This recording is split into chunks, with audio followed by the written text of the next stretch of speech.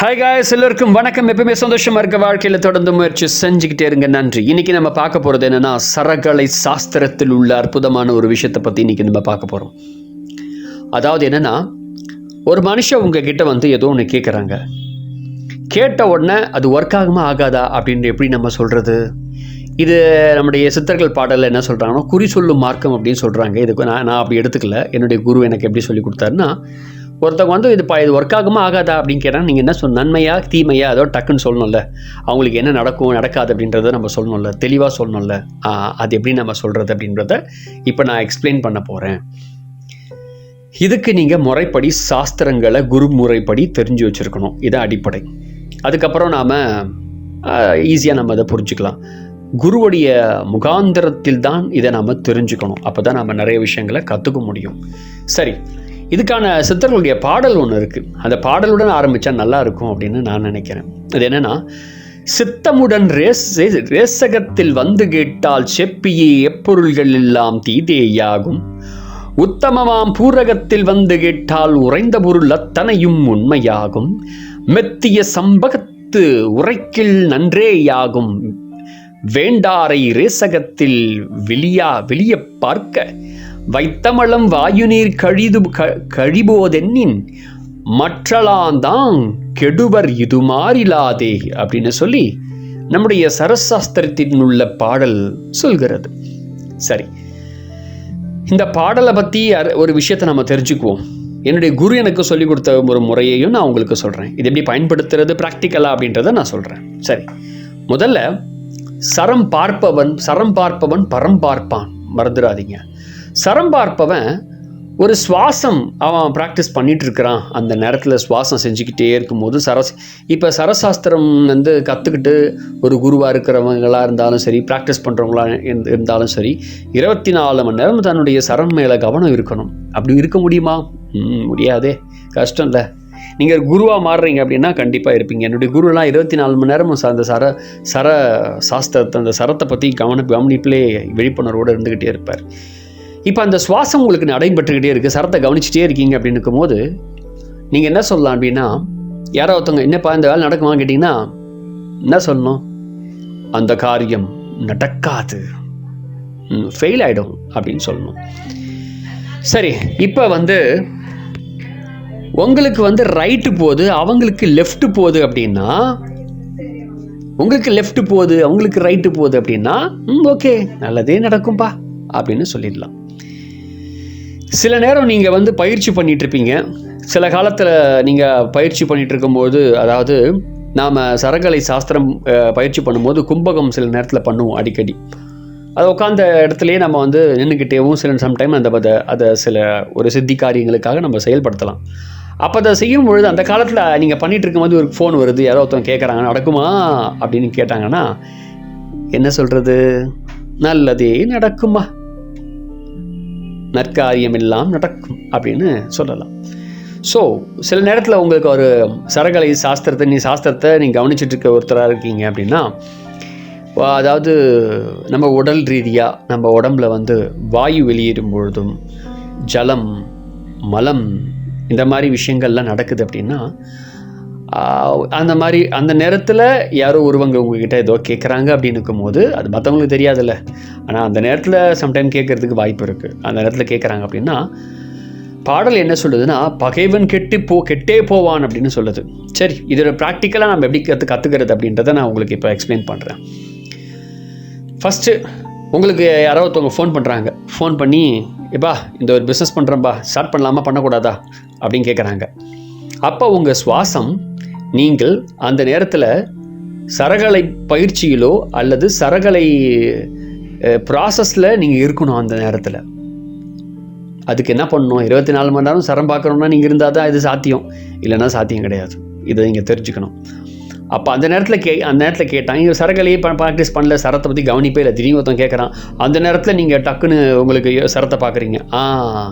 அந்த நேரத்தில் உங்களுக்கு ரைட்டு ஓடுது, எதிரில் இருக்கவங்க நீங்கள் ஃபோன்லேயே பேசுகிறீங்க. உங்களுக்கு லெஃப்ட் போதா ரைட்டு போதா அப்படின்னு கேட்கணும். ஓகே, உங்களுக்கு லெஃப்ட் போகுது, ஓகே ரைட்டு போகுது, சரி ஓகே சூப்பர், பிரச்சனை இல்லை, ஓகே ஆகிடும் அப்படின்னு நீங்கள் சொல்லலாம்.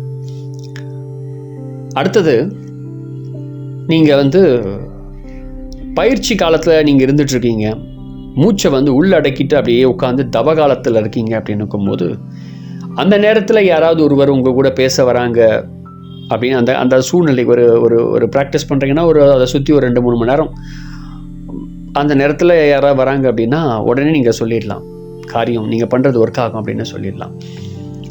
உடல் ரீதியாக கழிவுகள் உடலில் ஏற்படும் போது நமக்கு வந்து ஏதாவது ஒரு விஷயம் நடக்குது அப்படின்னா, அதாவது உங்களை யாரோ ஒருத்தவங்க கேட்குறான்ல, அந்த கேட்குறவங்க போது அவன் வந்து பகைவனாக மாறுவான், உங்களுக்கும் பகைவனாக மாறுவான், அவனும் கெட்டு போவான். அது நல்லது கிடையாது. அதனால் அந்த மாதிரி நேரத்தில் நாம் சரசாஸ்திரத்தை பார்க்கக்கூடாது என்பது விதி. கேட்குறது என்ன, பார்க்கக்கூடாது என்பது தான் விதி. என்னுடைய குரு சொல்லியிருக்கிறார், மலஜலம் வாயு இந்த மாதிரி விஷயங்களில் உடல் ரீதியாக கழியும் பொழுது சரம் பார்க்கக்கூடாது, அடுத்தவங்களுக்கு பார்க்கவே கூடாது என்பது முக்கியமான ஒரு விஷயம். அடுத்தது முக்கியமான ஒரு விஷயம், உங்ககிட்ட சரசாஸ்திரம் பார்க்க வரும்போது அவங்க என்ன திசையில் இருக்கிறாங்க அப்படின்றது நம்ம கேட்கணும். East, west, north, south. அவங்க எந்த திசையில் இருக்கிறாங்கோ, அதாவது அவங்க ஈஸ்டில் இருக்காங்க அப்படின்னா நீங்கள் ஈஸ்டில் இருக்கீங்கன்னா சோலி முடிஞ்சது. நீங்கள் ஈஸ்டில் இருக்கீங்க, அவங்க வெஸ்ட்டில் இருக்கிறாங்க, இல்லை அவங்க வெஸ்ட்டில் இருக்காங்க, நீங்கள் ஈஸ்டில் இருக்கீங்கன்னா ஒர்க் ஆகும். ஓகே, அவங்க நார்த்தில் இருக்கிறாங்க, நீங்கள் சவுத்தில் இருக்காங்க அப்படின்னா ஒர்க் ஆகாது. அவங்க நார்த்தில் இருக்கிறாங்க, நீங்கள் நார்த்தில் இருக்கீங்கன்னா ஒர்க் ஆகும்.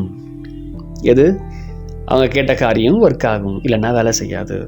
இன்னும் இதை பற்றி ஈஸ்ட், வெஸ்ட், நார்த், சவுத்தை இன்னும் டீப்பாக தெரிஞ்சுக்கணுன்னா, இன்னும் நீங்கள் சரகலை சாஸ்திரத்தில் உங்களுடைய மூச்சு காற்றை சமநிலை கொண்டு வந்து மூச்சு காற்றுல இருக்கக்கூடிய ஓடக்கூடிய அந்த சாஸ்திரம் சொல்லப்பட்ட அந்த பஞ்சபூதங்களை தெரிஞ்சுக்கிட்டு அதுக்கு பிறகு தான் நீங்கள் இந்த விஷயங்களை நீங்கள் செயல்படுத்தும் போது தான் பர்ஃபெக்டாக உங்களால் சொல்ல முடியும்.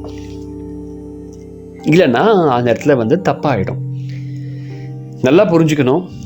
அந்த காலத்திலலாம் எப்படி இருப்பாங்கன்னா, என்னுடைய குரு இருந்த காலத்தில் நான் இருந்த பீரியடில் ஒரு 1990 அந்த மாதிரி பீரியட்லலாம், நான் அப்போல்லாம் சின்ன பையன், அந்த பீரியடில் நான் சொல்கிறேன், அந்த பீரியடில் குருமார்கள்லாம் வந்து ஒரு 2000 வர்றதுக்கு முன்னாடி வரைக்கும் பார்த்திங்கன்னா ரொம்ப அற்புதமான ஒரு ஜென்ரேஷனாக இருந்துச்சு. அதுக்கப்புறம் வரக்கூடிய ஜென்ரேஷனில் இந்த மாதிரி ஒரு ஏன்ஷியன்ட் ஹார்ட் சம்மந்தப்பட்ட விஷயங்கள்லாம் காணப்போச்சு. இல்லை, என்னை பொறுத்த வரைக்கும் இல்லைன்னு தான் நான் சொல்லுவேன்.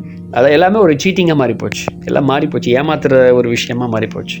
அப்படிப்பட்ட ஒரு ஆட்களை சந்திக்கிறது ரொம்ப ரேராக இருக்குது. வேறு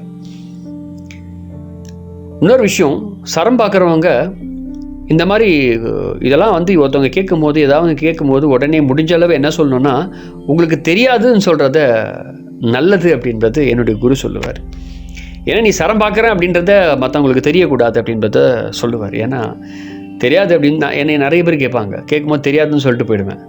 ஏன்னா ஒரு முறை நீங்கள் அதை தெளிவாக சொல்லிட்டீங்க அப்படின்னா உங்கள் பின்னாடியே அவங்க அலைஞ்சிக்கிட்டே இருப்பாங்க. எப்போ பார்த்தாலும் நீங்கள் அவங்க வாழ்க்கை நல்ல விஷயங்களை செஞ்சுக்கிட்டே இருப்பீங்க.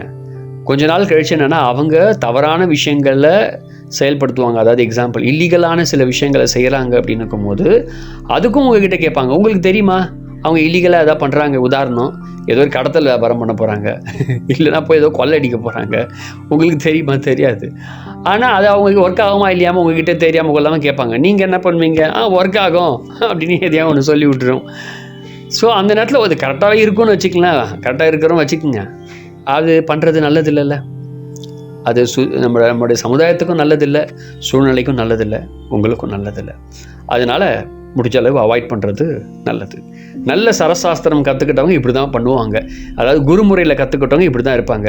புத்தகத்தில் கற்றுக்கிட்டவங்க பார்த்திங்கன்னா, புத்தகம் பார்த்து கற்றுக்கிட்டவங்க அடுத்த வந்ததுங்க காதில் கேட்குறது, எக்ஸாம்பிள் யூடியூப்பில் பார்க்குறது, இந்த மாதிரிலாம் பார்த்துட்டு ஆர்டிக்கல் படிக்கிறது, இந்த மாதிரி விஷயங்கள்லாம் பார்த்துட்டு பண்ணுறவங்களாம் இப்படி பண்ணுவாங்க. எனக்கு தெரியும், நான் சரசாஸ்திரம் பார்ப்பேன் அப்படி இப்படி தான் சொல்லிகிட்டு இருப்பாங்க. உண்மையாக சரசாஸ்திரம் பார்க்குறவன் வெளில தெரியவே தெரியாது அவர் சரசாஸ்திரம் பண்ணுறவர் அப்படின்னு தெரியவே தெரியாது. ஆனால் சரசாஸ்திரம் தெரிஞ்சவங்க இந்த உலகத்திலே ரொம்ப மோசமான மனுஷங்க. என்னை பொறுத்த வரைக்கும் இந்த உலகத்திலே ரொம்ப டேஞ்சரஸ் மேன் அண்ட் உமன். என்னை பொறுத்த வரைக்கும் நான் வந்து டேஞ்சரஸ் உமனை இது வரைக்கும் பார்த்ததில்லை, டேஞ்சரஸ் மேனை தான் பார்த்துருக்கேன். என்னுடைய குரு, அவருடைய நண்பர், என்னுடைய குருவுடைய நண்பர். ஸோ இவங்களாம் டேஞ்சரஸ் மேன். என் வாழ்க்கையில் நான் பார்த்த சில டேஞ்சரஸ் மேன். உமனை நான் இது வரைக்கும் பார்க்கல. சரகலையில் கை தேர்ந்தவர்களாக யாரையும் நான் பார்க்கல. இந்த மாதிரி டக்குன்னு கேட்டவொன்னே டக்குன்னு எக்ஸ்பிளைன் பண்ணுறதுக்கு யாருமே நான் இது வரைக்கும் பார்த்ததில்லை. அதனால் சாஸ்திரத்தை தெரிஞ்சுக்கிட்டிங்கன்னா கரெக்டாக தெரிஞ்சுக்குங்க. என்னை பொறுத்த வரைக்கும் குருமுறையை தெரிஞ்சுக்குங்க. குருமுறையில் தான் ரொம்ப ரொம்ப அற்புதமான விஷயங்கள்லாம், ஆச்சரியமான விஷயங்கள்லாம் அதில் நடக்கும். So thank you very much. பொறுமையாக என் வார்த்தையை கேட்டதுக்கு மிக்க நன்றி. எனக்கு தெரிந்ததை நான் உங்களோட பகிர்ந்துக்கிட்டேன். ஸோ அடுத்த பதிவில் வேறு ஒரு தகவலை பார்க்கலாம். ஸோ ஃபஸ்ட் டைம் வீடியோ பார்க்குறீங்கன்னா மறக்காமல் பிளேலிஸ்ட்டில் இருக்கக்கூடிய சரசாஸ்திரம் சரக்கலைன்னு இருக்கும். அதில் நிறைய சரக்கலை வீடியோஸை பற்றி நான் தெளிவாக போட்டிருக்கேன். அதை நீங்கள் பாருங்கள், ரொம்ப யூஸ்ஃபுல்லாக இருக்கும். நீங்களும் ஒரு சரசாஸ்திர நிபுணராக ஆகதற்கு என்னுடைய மனமார்ந்த வாழ்த்துக்கள். நன்றி.